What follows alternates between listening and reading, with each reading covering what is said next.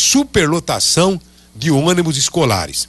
A informação que eu tenho, Luciana, é que os pais voltam a denunciar o problema e temem acidentes, uma vez que os motoristas estão se sentindo inseguros. Luciana, bom dia. O que está acontecendo com essa história? Bom dia. Bom dia, Madalena.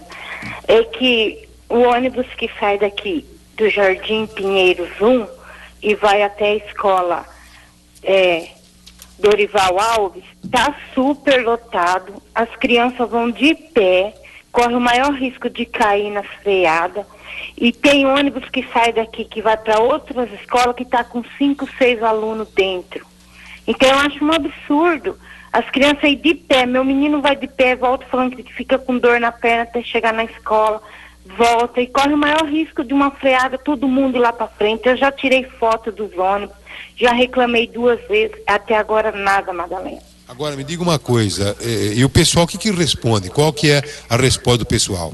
Fala que vai colocar mais ônibus, mas até agora não colocou nenhum ônibus e continua a mesma coisa. Agora, qual que é o trajeto, hein, Luciano, desse ônibus? Ele sai de que bairro da cidade? Ele sai do Alto do Pinheiro 1, vai no Pinheiros 2, aí vai até a Vila Xavier para levar as crianças até na escola do Dorival. O seu filho, ele chegou a dizer quanto tempo eles acabam permanecendo dentro do ônibus, com o ônibus superlotado, quantas avenidas de grande movimento eles atravessam, quanto tempo ele fica dentro do ônibus, seu filho, por exemplo?